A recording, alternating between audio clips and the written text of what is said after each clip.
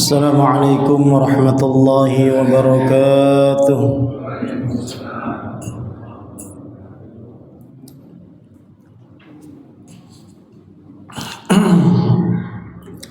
Alhamdulillahi rabbil alamin. Wabihi nasta'inu ala umurid dunya waddin. Wassalatu wassalamu ala sayyidina Muhammadin sayyidil mursalin wa ala alihi wa sahbihi ajma'in wa man tabi'ahum bi ihsanin ila yaumiddin. Subhanaka la ilma lana illa ma 'allamtana innaka antal alimul hakim wa tub 'alaina innaka antat tawwabur rahim. Subhanaka la fahma illa ma fahamta lana innaka antal jawadul karim. Rabbi shrah li sadri wa yassir li amri wahlul 'uqdatam min lisani yafqahu qawli.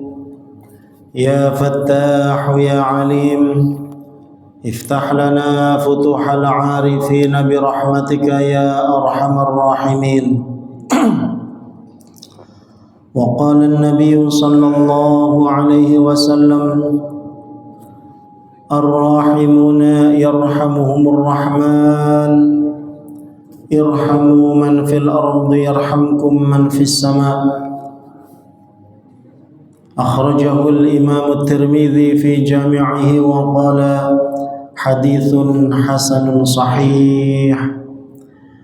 Alhamdulillah, jamaah Masjid Al-Ijabah yang semoga doa-doa kita diijabah oleh Allah Subhanahu wa taala. Semoga kita senantiasa dirahmati oleh Allah. Yang punya hutang semoga semua hutangnya Allah lunasi.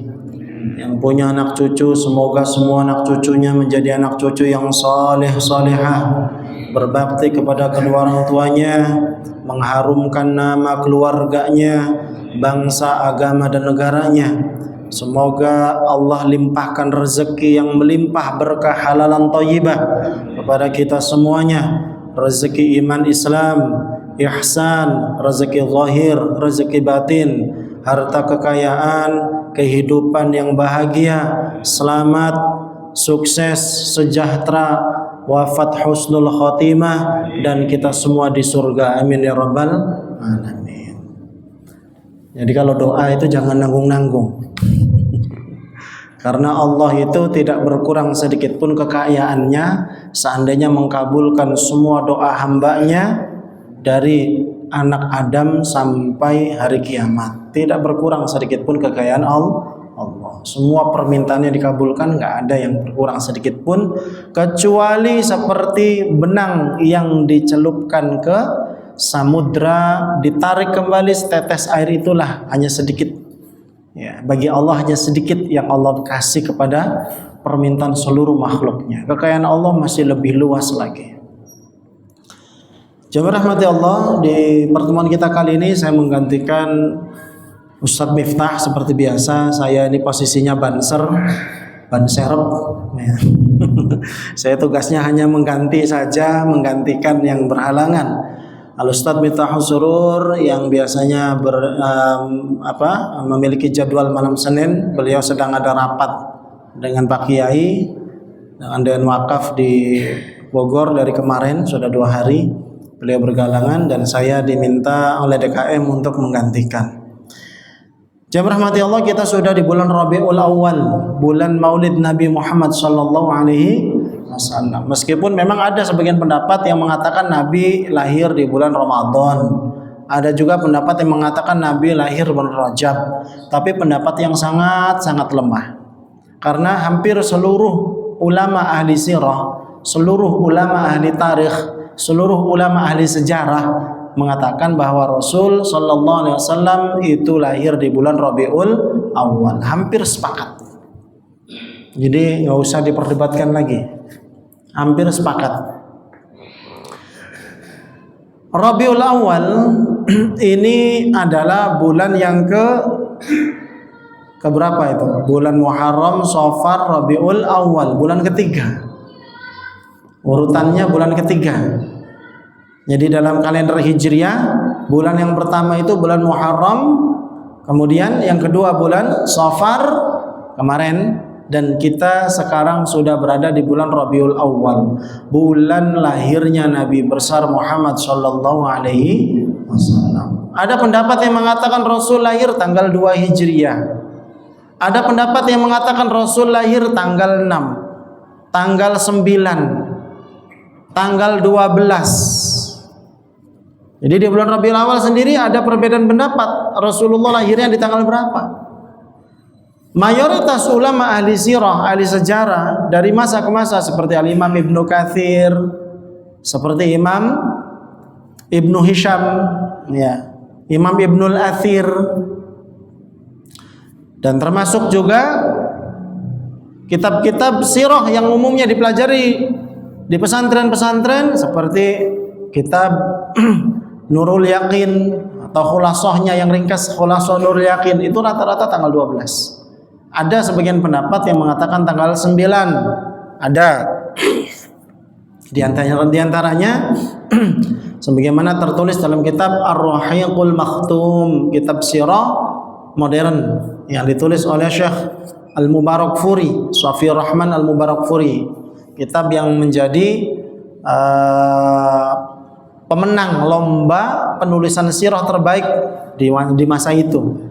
Ya, jadi di masa itu sekitar 30 tahunan yang lalu lah, ya, sekitar 30 tahunan yang lalu ada lomba penulisan kitab sirah. Kitab sirah yang ditulis oleh Syekh Shafir Rahman Al-Mubarakfuri, nama kitabnya Ar-Rahiqul Makhtum, itu beliau menangkan. Nah, di antaranya beliau melakukan penelitian, menurut beliau pendapat yang lebih kuat itu tanggal 9. Ala kulli hal masing-masing ulama punya argumentasi, tapi kalau melihat pendapat mayoritas ulama ahli hadis, mayoritas ulama ahli sirah dan ahli tarikh, ahli sejarah, ya tanggal 12. Makanya hampir di seluruh negara hampir tertulis kalendernya itu tanggal kelahiran Nabi adalah tanggal 12, hari lahir Nabi Muhammad SAW. Di kalender-kalender 12 semua, termasuk di Indonesia, di Mesir, di Aljazair, di Tunisia, di Maroko, di Suriah, di Yaman, di mana-mana tanggal 12. Karena memang itu pendapat mayoritas ulama dari dulu, dari masa ke masa. Tapi memang tidak diingkari bahwa masalah ini masalah khilafiyah. Tanggal 9 juga ada. Dan hari ini kita sudah di tanggal 8. Sudah tanggal 8, berarti bagi yang berpendapat Rasulullah terlahir di tanggal 9, berarti besok hari Selasa itu adalah tanggal 9-nya, karena sekarang hari Senin tanggal 8. Kita ini hari Senin apa hari Ahad? Hari Senin apa hari Ahad ini? Hari Senin apa Ahad nih sekarang nih? Senin. Jadi kalau kita ngelihat kalender tulisannya masih 7, ya karena kalender kita itu tertulisnya harinya sekarang Ahad, 7. Tapi kalender Hijriah itu dimulainya dari Maghrib. Jadi Maghrib ini sudah bukan Ahad lagi nih, ini sudah Senin. Jadi kalau sudah dihitung sekarang Senin, maka sudah ganti kalender Hijriahnya jadi 8. Nah, begitu. Jadi memang agak bingung, kalender kita kan yang umumnya beredar kalender nasional Masehi. Kalender Masehi ya perhitungan harinya ngikutin jam 12 malam. Sedangkan kalender Hijriahnya kan numpang di kalender Masehi, kecil lagi tulisannya kan. Di atasnya kecil. Masehinya gede gitu kan. Hijriahnya numpang doang kecil gitu. Padahal kaum muslimin ini bukan di Indonesia ini bukan minoritas, tapi ditulisnya kecil di situ. Ya, memang banyak hal yang di Indonesia ini perlu diperbaiki. Belum ideal, tapi ya ada usaha untuk menjadi lebih baik. Salah satunya banyak ngaji supaya kita lebih lebih paham kalender kita. Karena kenyataannya kaum muslimin juga banyak yang belum mengenal hari Ahad. Ya, di beberapa tempat saya bilang hari Ahad, hari Ahad, mereka itu asing dengan kalimat Ahad. Padahal KTP-nya ya Islam, gitu kan. Kebanyakan mereka kenalnya Minggu. Gitu. Minggu itu kan ya bahasa Portugis. bahasanya yang dulu jajah kita, Portugal itu kan. Portugis. Nah, dulu kan pernah Portugis itu jajah kita, Belanda, Portugis, Inggris, Jepang. Jadi dulu hari yang terakhir disebutnya hari Minggu, ya itu bahasa mereka. Ya nggak masalah, nggak dosa kita pakai bahasa mereka.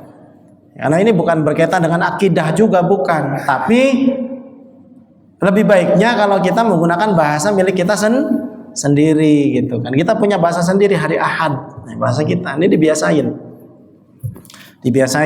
Ada satu DKM di tempat saya ngisi kajian itu. Sekarang beliau ketua DKM. Jadi kalau ada ustadznya bilang hari Minggu dimarahin. Nggak peduli itu ustadznya.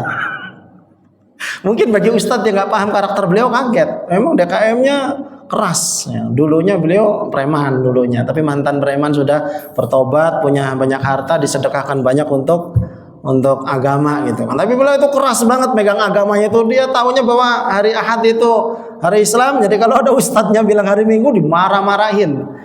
Bukan cuma sekedar disindir, tapi dimarahin beneran. Untung bukan saya. Ya memang jemaah rahmati Allah, ini bukan masalah prinsip, bukan. Tapi sekali lagi idealnya siapa lagi yang mengenalkan bahasanya orang Islam kalau bukan kita sendiri kaum musliminnya. Saya sendiri sering-sering ngomong Ahad itu ya belum sampai 20 tahun juga belum. Ya karena kebiasaannya kita sekolah dulu kan ya Minggu gitu kan. Hari Minggu, liburnya hari Sabtu Minggu. Nah kembali lagi jemaah rahmati Allah, bahwa Rasul SAW itu lahir di bulan Rabiul Awal. Ini pendapat mayoritas ulama. Dan Rasul lahir di hari Senin. Kalau Rasul lahir di hari Senin ini Rasul sendiri yang menceritakan. Jadi dalam hadis riwayat Imam Muslim, Rasul sendiri yang menceritakan bahwa beliau lahir di hari Senin. Adapun beliau lahir di bulan Rabiul Awal, memang gak ada kalimat khusus dari beliau. Itu riwayat-riwayat saja dari athar-athar, bukan dari Rasul sendiri yang mengatakan. Tapi mayoritas para ulama ahli tarikh, ahli sejarah hampir sepakat mengatakan di bulan Rabiul Awal. Tapi kalau harinya hari Senin, Rasul sendiri yang menceritakan. Ketika Rasulullah SAW menceritakan bahwa kenapa beliau itu puasa hari Senin, beliau menceritakan karena itu adalah hari di mana saya dilahirkan. Yaumun fihi wulidtu. Hari di mana saya dilahirkan, hari Senin. Makanya Rasulullah puasa. Dan ini yang menjadi dalil Al-Imam Al-Hafidh Ibnu Hajar Al-Asqalani, diriwayatkan oleh Imam As-Suyuti dalam kitabnya Al-Hawi lil Fatawi dari hadis riwayat Imam Muslim tadi. Rasul menceritakan bahwa Senin adalah hari di mana saya dilahirkan, menjadi dalil peringatan Maulid Nabi Muhammad sallallahu alaihi wasallam. Jadi dalil peringatan Maulid Nabi Muhammad sallallahu alaihi wasallam yang dikemukakan oleh Imam Al-Hafidh Ibnu Hajar Al-Asqalani itu adalah hadis riwayat Imam Muslim tadi. Hari Senin adalah hari saya dilahirkan. Jadi Nabi memperingatinya dengan puasa. Kata Imam As-Suyuti, sebagaimana mengulas pernyataan Imam Ibnu Hajar Al-Asqalani tadi, bahwa puasa ini satu poin saja. Puasa itu satu poin, salah satu poin bagaimana Rasul sallallahu alaihi wasallam memperingatinya dengan cara bersyukur kepada Allah. Caranya bersyukur dengan amal soleh. Salah satu bentuk amal soleh adalah puasa. Maka di hari peringatan Maulid Nabi bisa dengan berbagai macam amal soleh yang lain. Contohnya pembacaan sirah nabawiyah. Jadi sejarah hidup Rasul SAW dibaca. Pembacaan ayat suci Al-Quran, sedekah, sedekah, ya, dan lain-lain. Tentunya memang hukum Maulid Nabi Muhammad SAW ini juga terdapat khilaf di antara para ulama. Di antaranya ulama yang berpendapat bahwa memperingati Maulid Nabi itu termasuk bukan sunnah, bahkan dikatakan bid'ah, adalah pendapatnya Al-Imam Ibnu Taimiyah. Imam Ibnu Taimiyah dalam kitabnya Iqtida as-siratil mustaqim, beliau mengatakan bahwa mengagungkan hari lahirnya Nabi Muhammad SAW itu bukan sunnah, bahkan itu bid'ah, dan itu menyerupai kebiasaannya orang Nasrani, orang-orang Kristen, mengagungkan hari kelahiran nabinya, yaitu Yesus Kristus. Ya, mereka memperingatinya di hari Natal, ya, hari kelahiran nabi mereka. Maka kata Imam Ibnu Taimiyah, ini merupakan tasyabbuh, menyerupai kebiasaannya orang-orang Nasrani, orang-orang Nasoro.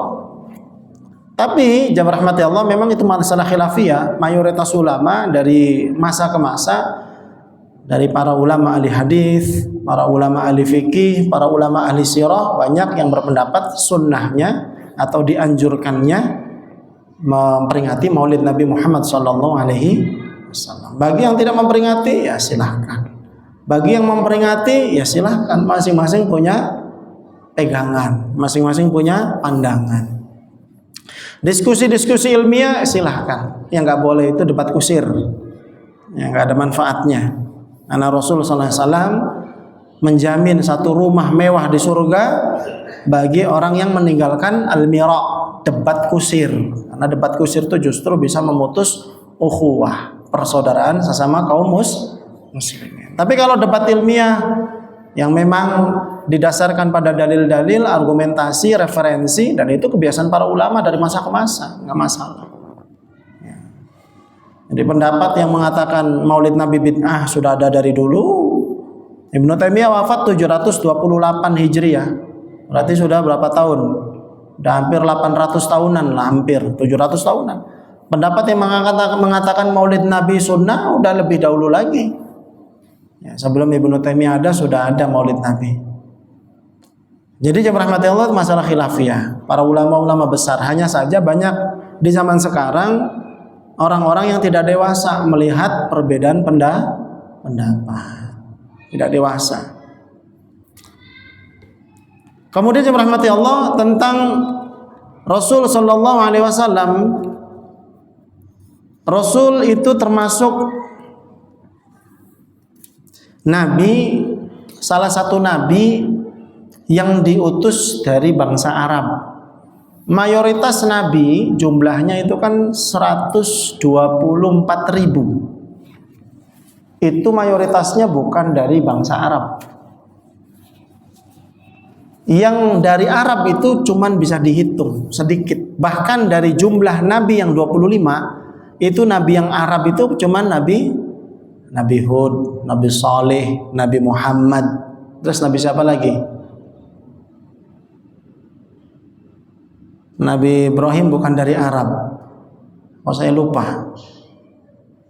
Jadi nabi yang dari Arab itu cuman bisa dihitung dari 5 jari ini saja. Nggak nyampe lebih dari 5 jari ini, enggak. Sisanya itu bukan nabi Arab, bukan. Jadi dari daerah lain, bukan daerah Arab. Makanya namanya pun kebanyakan bukan nama Arab. Namanya itu nama Ibrani atau Suryani.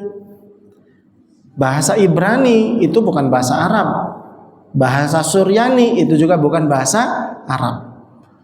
Kitab suci Taurat itu bahasanya Ibrani, karena Nabi Musa bukan orang Arab.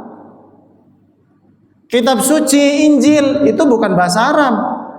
Ya, kitab suci Taurat bukan bahasa Arab, tapi bahasanya Ibrani. Kitab suci Taurat, kitab suci Injil juga bukan bahasa Arab, tapi bahasanya Suryani. Nabi Isa juga bukan orang Arab. Jadi jemaah rahmati Allah, Nabi Muhammad SAW ini salah satu nabi yang murni dari bangsa Arab, yang murni kelahiran di Arab. Meskipun memang keturunannya dari Nabi Ibrahim, dan Nabi Ibrahim itu sendiri bukan asli orang Arab. Ya. Jadi kalau dibilang penduduk asli, itu siapa penduduk asli? Nggak ada penduduk asli. Karena semua keturunan Nabi Adam. Dan Nabi Adam apakah asli pribumi Indonesia contohnya? Bukan. Beliau itu turunnya di India. Nabi Adam turunnya di wilayah India, daerah daerah di pegunungan sana, Himalaya sana itu. Apa namanya? Ya daerah-daerah India sana, saya lupa nama tepatnya, lebih tepatnya. Dari Nabi Adam itu nanti punya anak. Dari anaknya punya anak lagi, dari anaknya punya anak lagi, sampai akhirnya terpencar ke seluruh dunia. Jadi kalau dianggap bahwa kan sekarang lagi rame nih antara pribumi atau imigran. Iya. Iya. Iya, Pak? Iya, sebelum Nabi Nuh sudah habis semua. Keturunannya ya itu tadi, paling dari yang selamat di kapal itu. Yang selamat dari kapal itu punya keturunan lagi, nyebar lagi.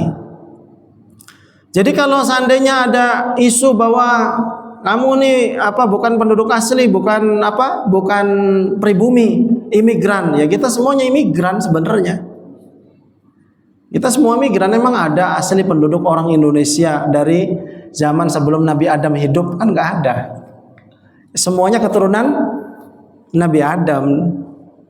Nah, jadi istilah imigran pribumi kalau diusut sampai ke atas ya kita semuanya imigran pendatang semua. Tapi kalau yang dimaksud pribumi itu yang lahir di Indonesia, ya itu kita semua yang lahir di Indonesia kita semuanya pribumi.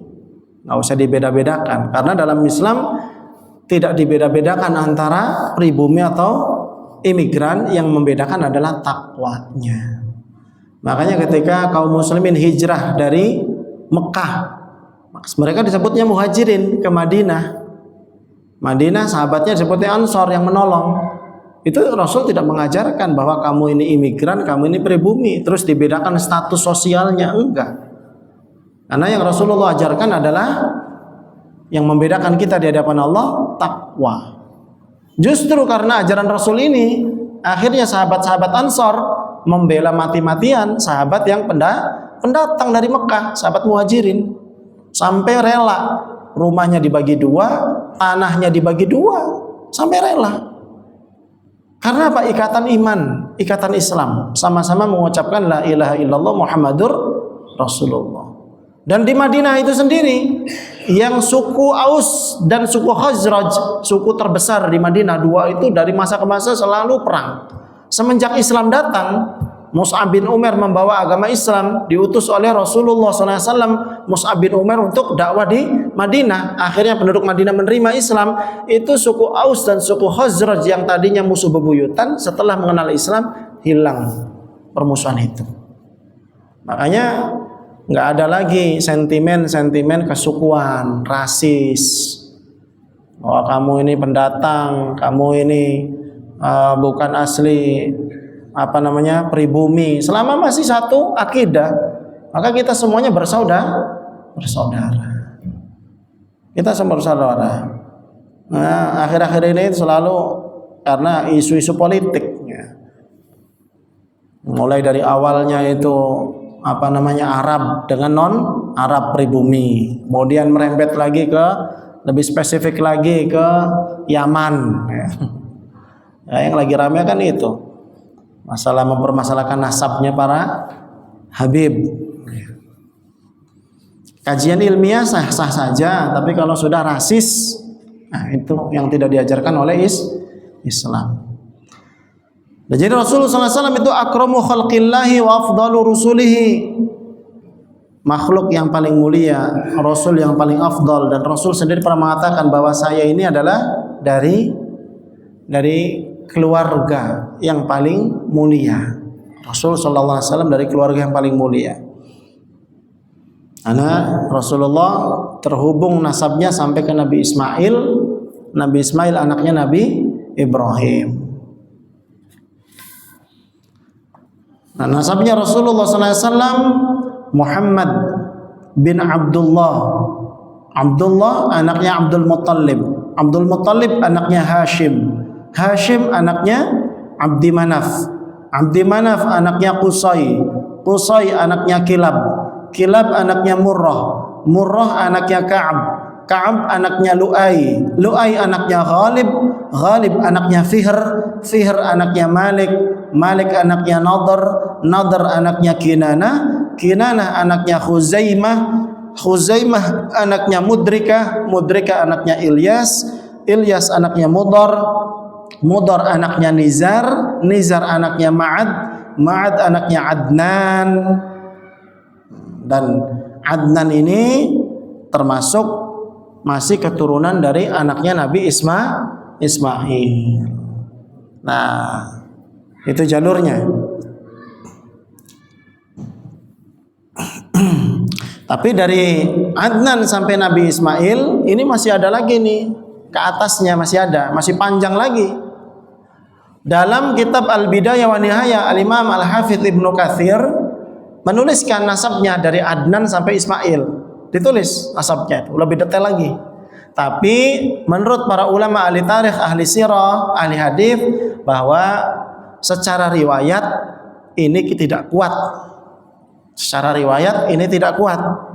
Cuman memang ada riwayatnya, cuman tidak kuat, lemah. Tidak bisa dipastikan. Yang sanadnya kuat, status riwayatnya kuat itu dari Nabi Muhammad sampai Adnan saja. Nah, kalau kita cek di Google nasabnya Nabi Muhammad sampai Ismail, ada itu fotonya, tuh gambarnya itu ada. Itu sumbernya dari Imam Ibnu Katsir dalam kitabnya Al-Bidayah wa Nihayah. Hanya saja dari Adnan yang tengah-tengah sampai Nabi Ismail ini nama-nama yang disebut tidak valid, kurang kuat, kurang valid. Ya, secara riwayat kurang kuat. Itu adalah jalur dari bapak beliau. Adapun jalur dari ibunya, wa amma ummuhu, ibunda Nabi Muhammad faya Aminah binti Wahab. Aminah ibunda Rasulullah. Aminah anaknya Wahab. Wahab anaknya Abdul Manaf. Abdul Manaf bukan Abdul Manaf yang kakeknya Rasul, buyutnya Rasul, bukan. Abdul Manaf anaknya Zuhrah. Zuhrah anaknya Kilab. Nah ini Kilab ini sama. Ya, jadi Al-Jaddul Khamis, kakek kelimanya Rasul. Jadi bapaknya Rasulullah dengan ibundanya Rasulullah itu sebenarnya masih satu buyut kelima, satu kakek kelima. Kilab namanya. Ya. Jadi sebenarnya masih nyambung tuh. Cuman masih udah jauh tuh, ya. Udah jauh banget. Wahab, Abdul Manaf, Zuhrah, Kilab. Udah keempat kalau dari ibunda Rasul, tapi kalau Rasulnya kelima. Rasulullah punya ibu Aminah, Aminah punya bapak Wahab, Wahab punya bapak Abdul Manaf, Abdul Manaf punya bapak Zuhrah, Zuhrah punya bapak Kilab. Nah ini, jadi dari jalur ibu dan bapaknya Rasul, ayahanda dan ibunda Rasul itu nyambungnya di Kilab. Masih ketemu di situ.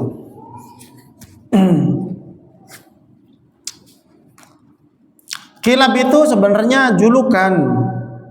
Wasmuhu Hakim.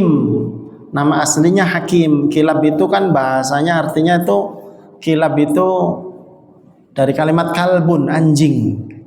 Kilab itu anjing-anjing karena ya, punya peternakan banyak. Biasanya itu kan salah satu yang mengontrolnya itu adalah anjing.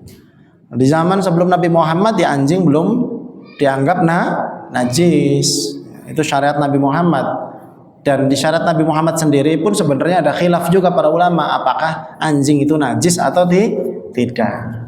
Nah, kalau kita ke Jawa Tengah, di sana ada banyak itu rumah makan yang menyediakan sate anjing.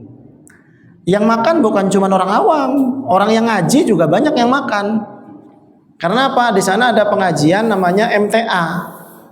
Nah, MTA Majelis Tafsir Quran, Majelis Tafsir Al-Quran itu satu ormas di sana, itu punya pendapat anjing itu nggak najis, jadi halal dimakan. Ya mungkin kita yang biasa nganggap anjing najis pasti kaget. Ya. Dan itu memang pendapat di mazhab Maliki. Kalau di Maroko, Ustadz Abdul Somad itu kan dulu belajarnya di Maroko. Di Maroko itu mazhab Maliki. Menurut mazhab Maliki ya anjing itu nggak najis. Anjing nggak najis. Adapun perintah Nabi mencuci jilatan anjing bukan karena najisnya, tapi karena sisi lain, yaitu jijik dan ternyata mengandung bakteri. Buktinya Buktinya dicucikannya beda dengan najis biasanya. Itu menunjukkan bahwa anjing bukan najis. Itu menurut mazhab Maliki. Tapi ya jangan coba-coba di kita di sini. Hanya sekedar wawasan saja.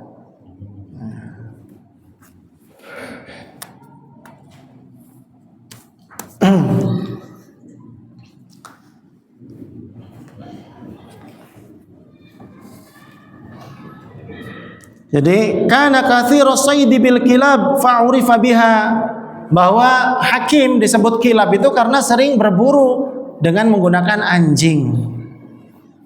Berburu dengan menggunakan anjing.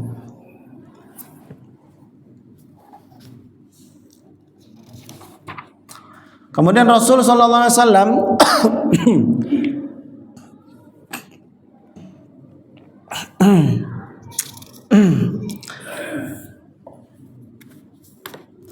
Walida Rasulullah sallallahu alaihi wasallam bi sya'bi Bani Hashim fi Makkah. Rasul terlahir di Mekah. Rasulullah sallallahu alaihi wasallam terlahir di Mekah.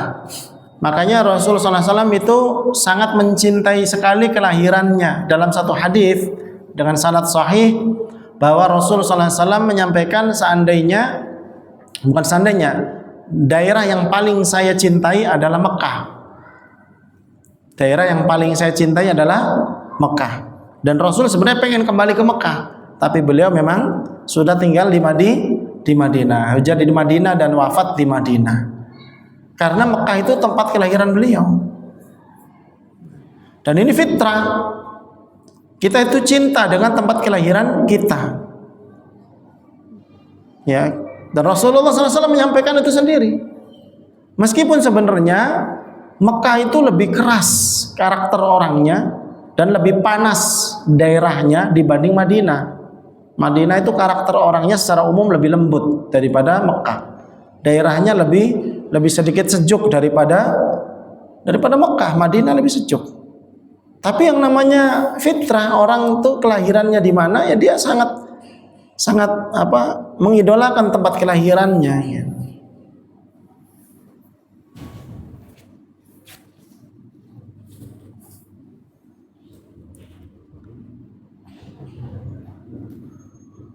Wa kanat qabilatahu aidayatahu Asy-Syifa binti Amr. Dan orang yang membantu proses persalinan Rasul di malam kelahiran Rasulullah, sebenarnya ada orang Yahudi yang mencari tahu Nabi yang terakhir dilahirkan. Dan ini dikisahkan juga dalam Al-Bidayah wa Nihayah Imam Ibnu Katsir atau dalam kitab Lataiful Ma'arif na Imam Ibnu Rajab Al-Hambali. Jadi orang Yahudi itu mencari-cari tanda-tanda kemunculan Nabi terakhir itu dari riwayat-riwayat agama mereka dikumpulkan. Akhirnya sampailah ke Mekah. Di Mekah nanya-nanya di malam ini harusnya Nabi terakhir lahir. Dicari tahu sampai akhirnya nemu di satu rumah yang memang di situ lagi ada yang mau melahirkan. Yahudi tahu betul. Jadi orang Yahudi itu sebenarnya di agama terdahulu sudah ada ciri-cirinya Nabi terakhirlah lahir. Dan di proses kelahiran Nabi Muhammad SAW yang menjadi bidan kalau bahasa kitanya itu, yang membantu proses persalinan, ya dukun beranaknya kalau zaman dulu, itu adalah namanya Asy-Syifa binti Amr. Namanya Syifa binti Amr. Itu Ummu Abdurrahman bin Auf, ibundanya Abdurrahman bin Auf.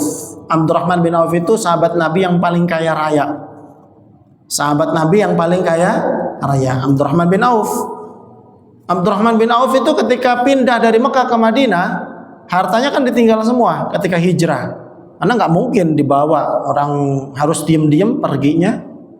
Paling yang dibawa cuma berapa doang. Sampai ke Madinah, orang Madinah itu yang mau bantu Abdurrahman siap.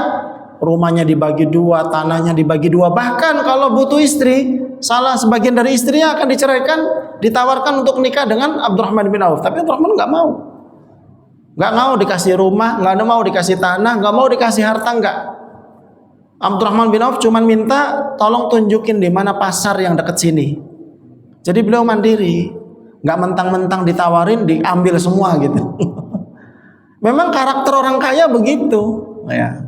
Abdurrahman bin Auf seorang pejuang sejati. Beliau lebih suka berjuang dari nol, gitu kan. Jadi beliau minta di mana sih pasar terdekat sini, ditunjukin. Dari situlah beliau mulai berjualan. Dari satu barang dijual lagi dapat untung, dikumpulin, dibeliin barang lagi dapat untung lagi, dibeliin barang lagi, terus sampai jadi dengan izin Allah sampai jadi orang kaya raya. Abdurrahman bin Auf sahabat Rasul. Dan itu ibundanya Abdurrahman bin Auf namanya Ashifa tadi, itulah yang membantu proses lahirannya Rasulullah. Jadi berjasa, sangat berjasa. Walamma waladathu ummuhu kharaja minha nurun adha'at lahu qusur Syam wa arsalat ila jaddihi Abdul Muttalib tubashshirhu biwaladatihi. Dan ketika melahirkan muncul cahaya yang sampai menerangi Syam, apa namanya itu, istana-istana yang ada di negeri Syam. Negeri Syam itu negeri adidaya di waktu itu, ibaratnya Amerika lah kalau sekarang. Dulu tuh ada Syam dan ada Persia. Syam ini Romawi Barat, Romawi Timur. Persia ini negeri Majusi, Zoroaster. Ya, sedangkan Syam ini kalau sekarangnya Persia itu Iran, Afghanistan dan sekitarnya, wilayahnya besar. Sekarang udah jadi negara-negara kecil. Begitu juga Syam, dulu negara besar, sekarang jadi negara kecil, yaitu pecah jadi Palestina, Lebanon, Syria, Yordania. Itu dulunya Syam. Kalau di Syam itu mata uangnya emas, namanya dirham, dinar. Mata uangnya dinar. Makanya orang Arab, orang Mekah kalau lagi dagang ke Syam, itu pulang-pulang bawa uang dari emas, dinar. Karena orang Arab tuh belum punya mata uang sendiri. Sampai Rasulullah jadi nabi pun belum punya mata uang sendiri. Sampai wafatnya Rasul belum. Abu Bakar jadi khalifah belum punya kaum muslimin. Umar, Utsman, Ali belum. Kaum muslimin punya mata uang sendiri dinar dan tertulis la ilaha illallah itu baru di masa kekhalifahan Bani Umayyah. Dulu masih pakai mata uang yang ada aja dulu. Dinar dari emas dari Syam. Kalau dagang ke Yaman, karena Yaman tuh dulu dikuasai oleh Persia, ya, dekat dengan Persia, makanya pulang-pulang dagang orang Mekah itu bawa dirham. Dirham itu mata uang dari perak. Nah, orang Arab dulu kalau nggak pakai mata uang, mereka pakai barter. Ya, pengen makan kurma, di rumah adanya apa nih, ada anggur, tawarin tukeran, makanya barter orang Arab, tradisinya begitu. Kecuali mereka punya duit dinar atau dirham itu. Nah, kemudian wa arsalat ila jaddi, dan ketika terlahir Rasul sallallahu alaihi wasallam itu dibawa bayi itu dibawa ke kakeknya Abdul Muttalib. Sudah Isya. Dan dikabarkan kepada pamannya Abu Talib. Abu Talib saking senengnya, budaknya Thuwaibah, ya, yang mengabarkan kepadanya itu langsung dimerdekakan. Makanya ada satu riwayat dalam Fathul Bari Syarah Sahih Bukhari, Abbas itu saudaranya Abdullah, pamannya Rasul, dan juga saudaranya Abu Lahab. Ya, saudaranya Abu Lahab. Tadi saya bilang Abu Talib, salah ngomong, Abu Lahab. Ya, Abu Lahab yang menentang dakwanya Rasul. Jadi Abbas itu mimpi, dalam mimpinya Abu Lahab itu di dalam neraka disiksa, tapi setiap hari Senin dapat minuman, ya, dari ujung jarinya, sedikit sekali. Nah, itu ditanya karena dulu waktu lahirnya Rasulullah SAW, Abbas itu merasa senang dan sampai memerdekakan budaknya. Memang ini bukan dalil untuk maulid Nabi, tapi ini istiqnas, karena dalil kan nggak bisa didapat dari mimpi. Nah, ini mimpinya Abbas.